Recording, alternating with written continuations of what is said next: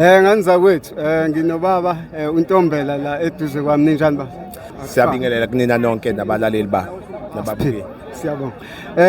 Izikhalo ziningi la ukuthi iMarch and March inokuletha ama memorandum ahlukahlukene and you one of the people ohleze ewa receive lawo ma memorandum. Kwakhalakala ukuthi azikho impendulo ezibuyayo. Ngabe kwenziwa yini lo? Aya siqondise leyo.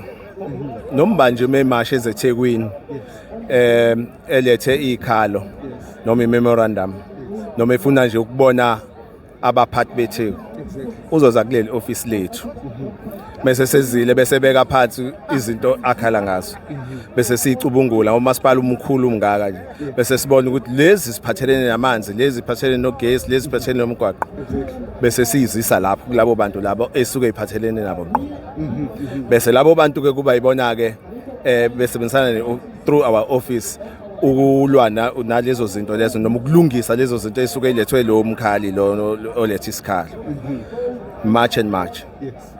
iMarch and March inama memorandum ahlukahlukene namhlanje ile namhlanje le kodwa wonke siyawacubungula eyokugcina sibacubungulile sase sibabize emhlanganweni sabiza wonke lama departments ayithinteka kuleyo march including ama departments angayona kamasipala like ama Department of Home Affairs, Department of Health, nama SAPS, South African Police Services, no Metropolis. Sahlala emhlanganweni na. Savumelana ngezinto ezithize 1 2 and 3. Ngaphambi kwale march sithema sithola isimemo sokuthi asizolanda imemorandum kule march. Saphinda futhi sasesixhumana nabaholi babo. Ukuthi sithola le memorandum manje na yini entsha ekhona la nokuthi fanele senze kanjani. Sasesivumelana ukuthi ngoba into abakhala ngayo bakhala ngokuthi iTheku alivalwe ebusuku. Valwa itolo, kuvalwa ama garage, kuvalwa yonke into. Okuyinto engeke yenzeke which is impossible.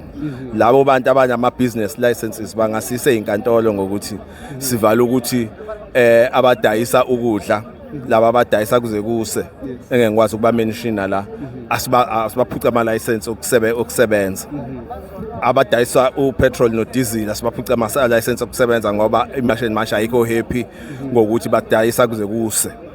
Kodwa ngicela nje ukukuphazamisa kuleyo ndawo aniboni ni kungaba isolution lokho mhlambe maningakwenza okwesikhashana up until lesimo abafisa address angithi naso uhulumeni asivuki nje ekseni sibese siba emotional sisiphathwa ama emotions sisebenza ngemthetho thina imithetho kahulumeni la implement wakhona iko masipala isikhathi esiningi bese umasipala eba nemithetho yakhe yangaphakathi ekuthiwa ama bylaws.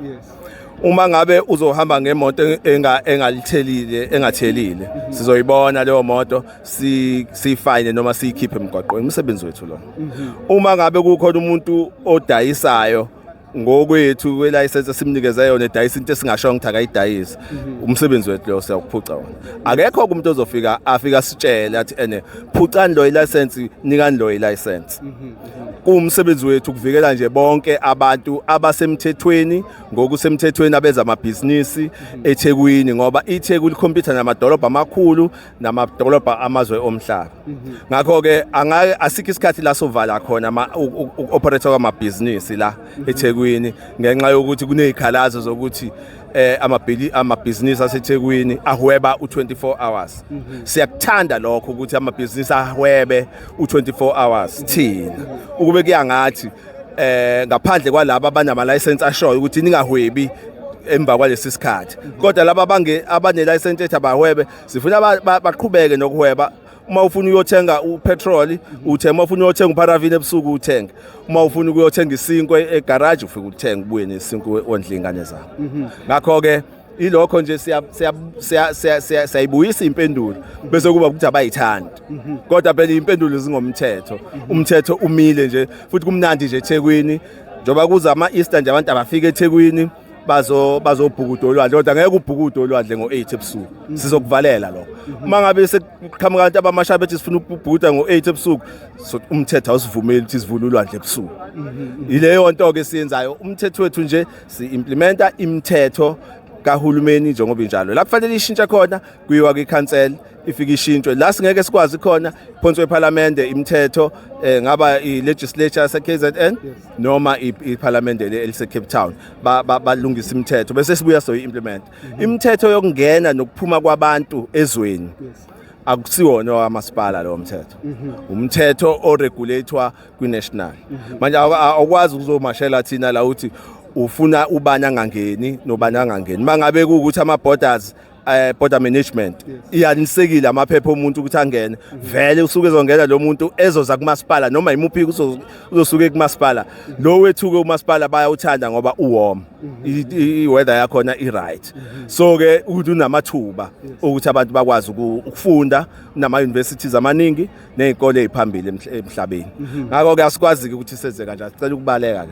no umbuzo wokugcina nje abantu naba nqaba ukuletha imemorandum kumasipala abatrada bayise emaphoyiseni sizwa kanjani ngalo hayi ilungelo labo lelo ukuthi bangayihambisa nokumama uyise emaphoyiseni usayisa kuhulumeni mawuyisa kwiprovince usayisa kuhulumeni siyodila nayo mase besilethele thina akusho lokho ukuthi mhlawumbe abasathembi mangabe beyisa kumasipala